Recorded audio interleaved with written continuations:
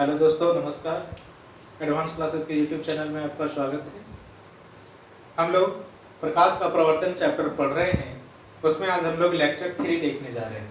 कौन सा लेक्चर 3 देखने जा रहे हैं?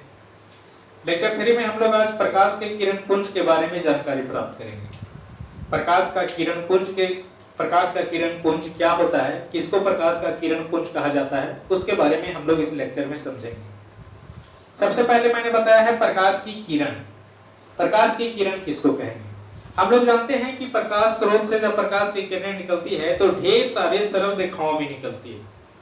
तो उनमें से एक किरण जो होगा, उसमें से एक सरल रेखा जो होगा, उसको प्रकाश का किरण कहा जाएगा।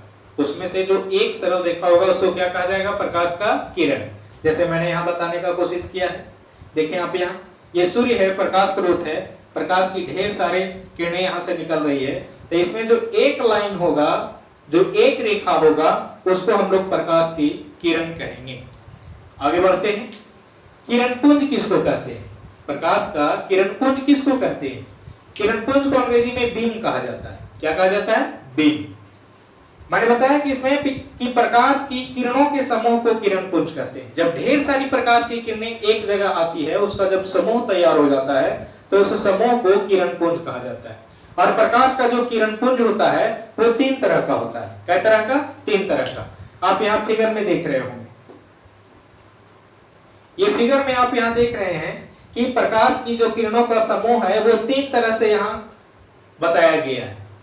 इसमें क्या हो रहा है कि प्रकाश की किरणें किसी प्रकाश स्रोत से निकल रही है और फैल रही है। ऐसा लग रहा है कि फैलते जा रही है। इसमें आपको क्या लग रहा है? लग रहा है कि ये जो प्रकाश की किरणें हैं, इन दोनों प्रकाश की किरणों के बीच की दूरियां जो है सभी जगह पे क्या है? बराबर है। और इसमें आपको क्या लग रहा है? इसमें आप देख रहे होंगे कि लग रहा है कि कहीं से प्रकाश की किरणें निकल रही है और एक बिंदु पर जाके जमा होती जा रही है, मिलती हुई जा रही है। सभी प्रकाश की किरणें कहीं से निकल रही है और इस तरह से एक बिंदु पर जाकर के जमा हो जा रही है। और इसमें क्या लग रहा है कि प्रकाश की किरणें एक जगह से निकल रही है और इस तरह से फैलते जा रही है। एक जगह से प्रकाश की किरण निकल रही है और फैलते जा रही है। ये दोनों में आप अंतर समझ सकते हैं। तो हम लोग क्या देख रहे हैं कि किरण पुंज कितने प्रकार का होता है? 3 प्रकार का होता है। पहला, जो आपको लग रहा है कि किसी प्रकाश स्रोत से प्रकाश की किरणें निकल रही है, प्रकाश की किरणों का समूह निकल रही है और फैलती हुई प्रतीत हो रही है, तो ऐसे किरणों के समूह को या ऐसे किरण पुंज को क्या कहते हैं हम लोग? कौन सा किरण पुंज? अपसारी किरण पुंज कहते हैं। कौन सा किरण पुंज कहते हैं? अपसारी किरण पुंज। आप चाहे तो यहाँ परिभाषा भी लिख सकते हैं, वीडियो को रोक करके। अगर धीरे धीरे आप लिखना चाह रहे हैं तो वीडियो को रोक करके और लिख लेंगे। अपसारी किरण पुंज किसको कहते हैं? कि जब किसी प्रकाश स्रोत से निकलती प्रकाश की किरणों का समूह फैलती हुई प्रतीत होती है तो उन किरणों के समूह को अपसारी किरण पुंज कहते हैं। उन किरणों के समूह को अपसारी किरण पुंज कहते हैं। यहाँ दूसरा क्या है? इसको समांतर किरण पुंज कहते हैं। समांतर किरण पुंज, जब प्रकाश की किरणों के समूह के बीच दो प्रकाश की किरणों के बीच की दूरियां हमेशा बराबर होती हो तो ऐसे किरणों के समूह को समांतर किरण पुंज कहते हैं। कौन सा किरण पुंज कहते हैं? समांतर किरण पुंज कहते हैं। और तीसरा, अभिसारी किरण पुंज। अभिसारी किरण पुंज क्या कहेंगे? जब किसी प्रकाश स्रोत से निकलती हुई प्रकाश की किरणों का समूह किसी एक बिंदु पर जाकर मिलती हुई प्रतीत होती है तो प्रकाश की किरणों के ऐसे समूह को हम लोग अभिसारी किरण पुंज कहते हैं। क्या कहते हैं हम लोग? अभिसारी किरण पुंज कहते हैं। तो अब आप लोग इसको देख लिए होंगे। आप चाहें तो इसका स्क्रीनशॉट ले लें, उसके बाद हम आगे का पॉइंट देखते हैं। आप लोग इसका स्क्रीनशॉट ले लें।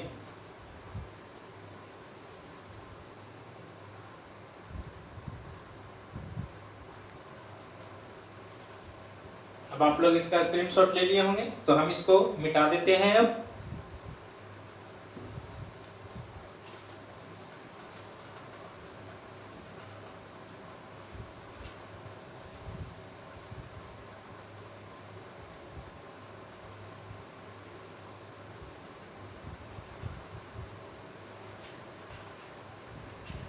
अब हम लोग देखेंगे प्रकाश का प्रवर्तन। अब ये घटना हम लोगों के सामने आया है। इतना देर हम लोग जो है इसको समझने के लिए बातों को पढ़ रहे थे और अब जानते हैं कि ये प्रकाश की प्रवर्तन की घटना क्या होती है।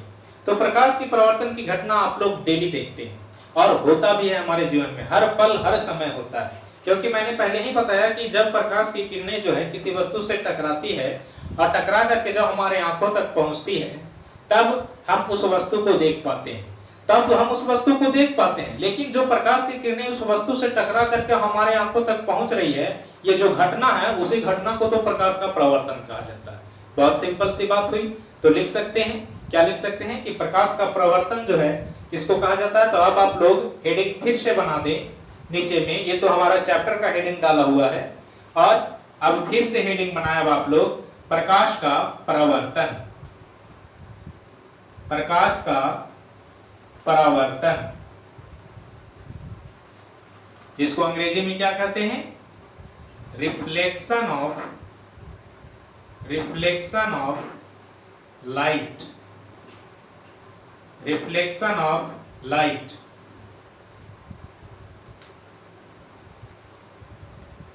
हो गया, लिखें इसके नीचे, जब प्रकाश की किरणें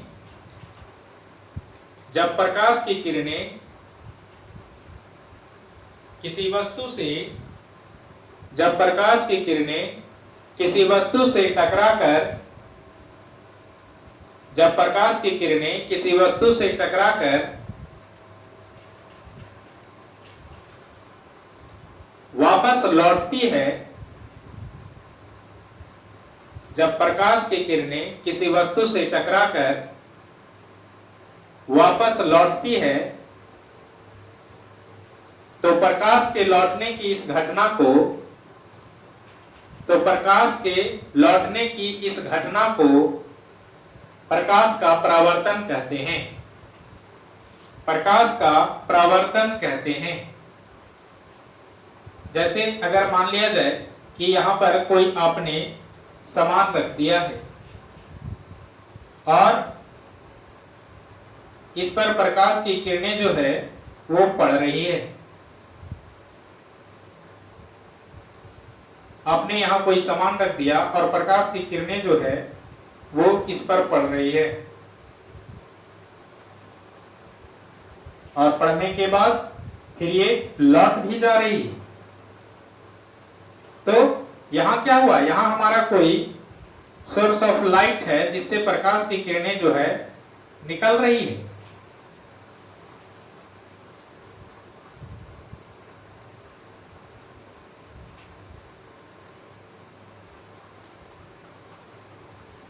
और निकलने के बाद क्या हो रही है, किसी वस्तु के उसके एक सतह पे पड़ रही है और किसी वस्तु से ये टकरा करके और पुनः लौट जा रही है।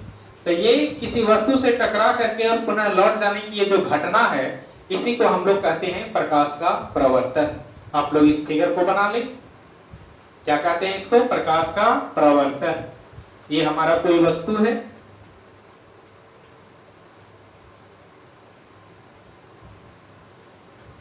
वीडियो को रोक करके आप इसका फिगर बना सकते हैं। अब हम लोग आगे पढ़ेंगे, प्रकाश के परावर्तन से संबंधित कुछ महत्वपूर्ण पद हैं, उस पद को हम लोग देखेंगे। तो आप लोग स्टार मार के लिख दें, प्रकाश के परावर्तन से संबंधित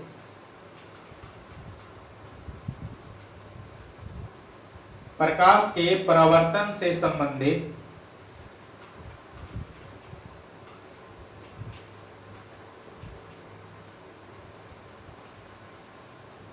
कुछ महत्वपूर्ण पद।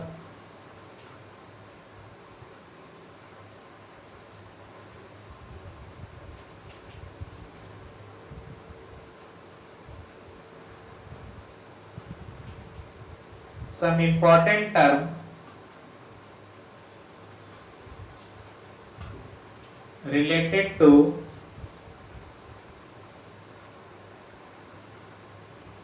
reflection of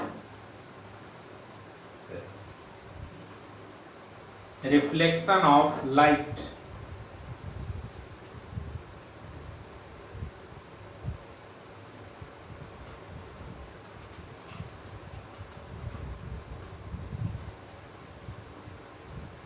लिख लें इसको आप लोग हेडिंग में।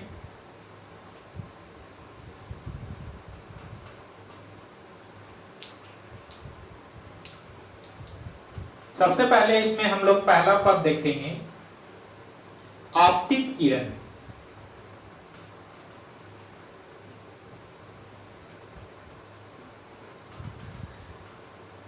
जिसको अंग्रेजी में हम लोग इंसिडेंट रे कहते हैं।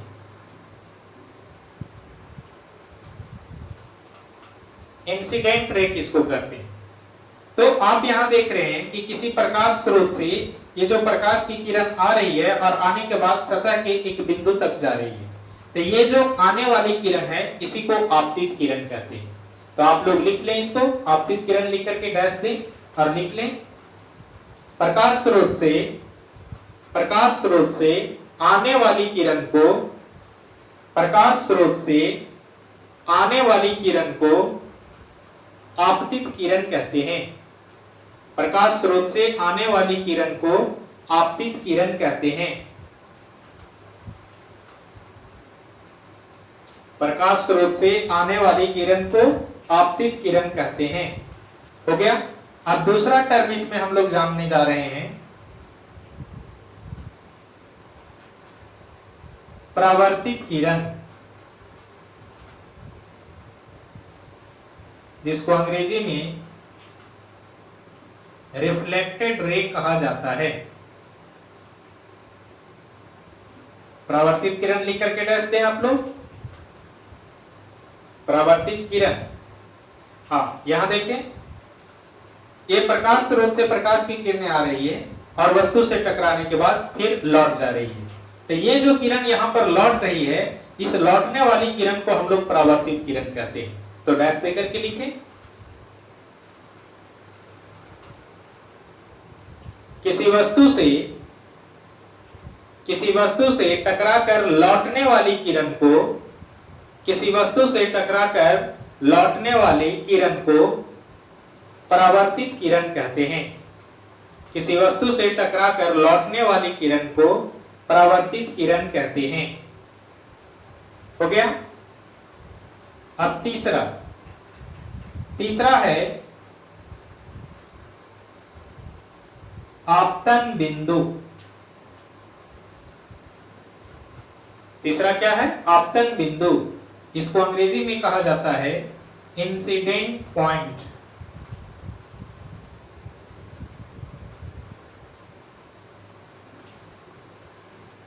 अंग्रेजी में क्या कहते हैं? Incident point. अब यहां पे आप देखें, प्रकाश की किरणें आ रही है, ये जो हमारा है ये कौन सी किरण है? आपतित किरण है।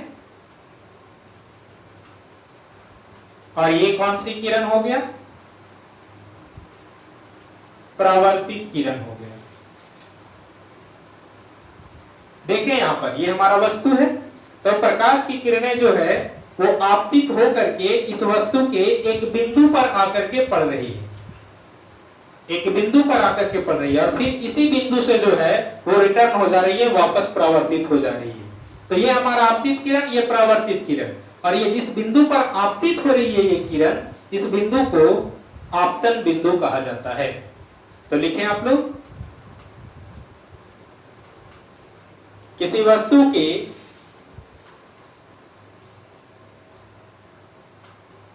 सतह के जिस बिंदु पर प्रकाश की किरणें आपतित होती है, प्रकाश की किरणें आपतित होती है, उस बिंदु को आपतन बिंदु कहते हैं। उस बिंदु को आपतन बिंदु कहते हैं। हो गया।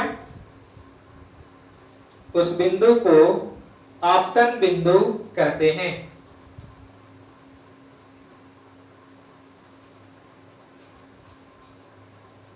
हो गया।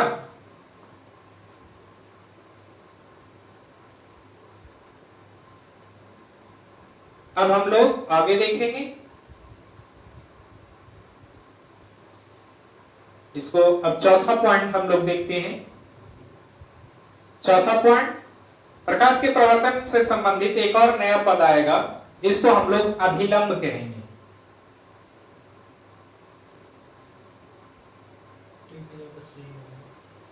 अंग्रेजी में हम लोग इसको नॉर्मल कह सकते हैं या परपेंडिकुलर कह सकते हैं।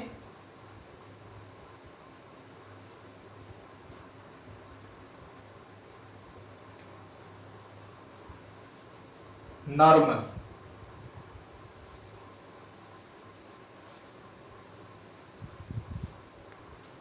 अंग्रेजी में क्या कहते हैं विलंब को? नॉर्मल कहते हैं। अब ये नॉर्मल कहां होता है? ये आपतित किरण और परावर्तित किरण, इसके बीच में एक लंब डाला जाता है आपतन बिंदु पर। आपतन बिंदु पर क्या डाला जाता है? लंब। इसी लंब को हम लोग अभिलंब कहते हैं। इस लंब को हम लोग क्या कहते हैं? अभिलंब। तो अभिलंब लिख करके डैश दें आप लोग। लिखें कि आपतित किरण और परावर्तित किरण के बीच आपतन बिंदु पर एक लंब डाला जाता है, एक लंब डाला जाता है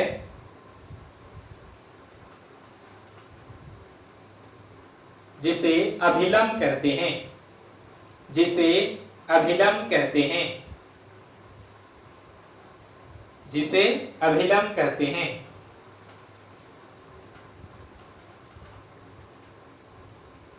हो गया? अब हम लोग आगे देखेंगे आपतन कोण।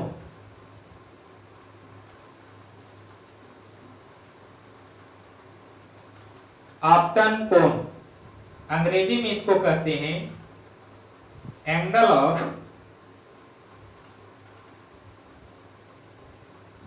इंसिडेंस। एंगल ऑफ इंसिडेंस, यहां इंसिडेंस पॉइंट लिखेंगे, इंसिडेंट पॉइंट नहीं।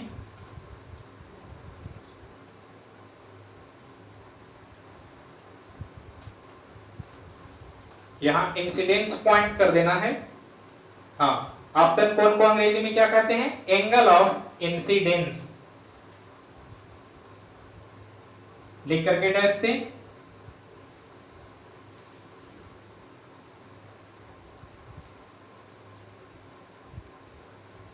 लिखें।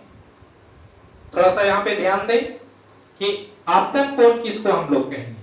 तो यहां देख रहे हैं ये आपतित किरण है, ये जो लाइन है आपतित किरण है, और ये जो है हमारा अभिलंब है। तो ये आपतित किरण और अभिलंब के बीच में ये जो कोण बन रहा है, इसी को हम लोग कहते हैं आपतन कोण। इसको हम लोग क्या कहते हैं? आपतन कोण कहते हैं।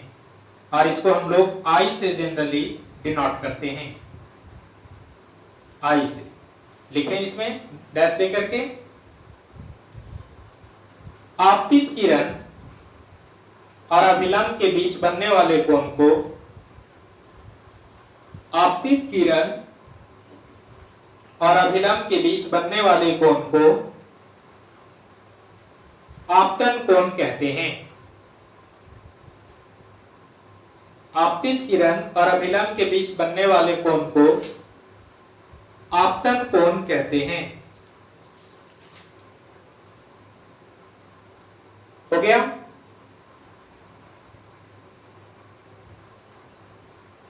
अब हम लोग छठा देखेंगे।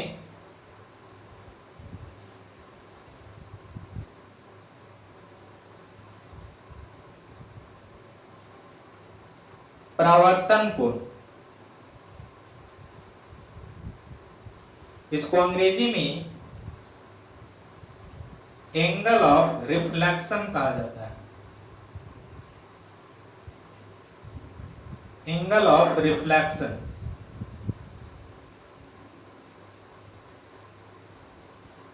अब ये परावर्तन कोण कौन सा होगा? अब ये परावर्तन कोण कौन सा होगा? यहां पे देखा जाए, यहां पे परावर्तित किरण है और यहां पे अभिलंब है। तो ये परावर्तित किरण और अभिलंब के बीच में ये जो कोण बन रहा है यही हमारा होता है परावर्तन कोण। तो लिखें डैश दे करके, लिखें परावर्तित किरण और अभिलंब के बीच, परावर्तित किरण और अभिलंब के बीच बनने वाले कोण को, परावर्तित किरण और अभिलंब के बीच बनने वाले कोण को परावर्तन कोण कहते हैं, परावर्तन कोण कहते हैं। हो गया। अब आप लोग इस फिगर को फिर से नोट कर ले जिसमें सारी बातें बताई गई है।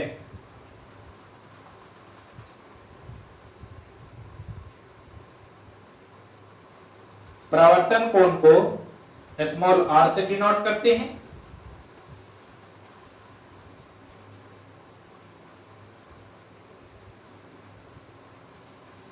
हाँ, इस फिगर को आप लोग फिर से नोट कर लें। सब इतना लिखने के नीचे, इतना हम लोग लिख लिए, उसके नीचे फिर से एक बार आप लोग इसको नोट कर लें। नहीं होता है तो फिगर का स्क्रीनशॉट ले लें आप लोग और आराम से इसको नोट करें। स्क्रीनशॉट ले लें आप लोग।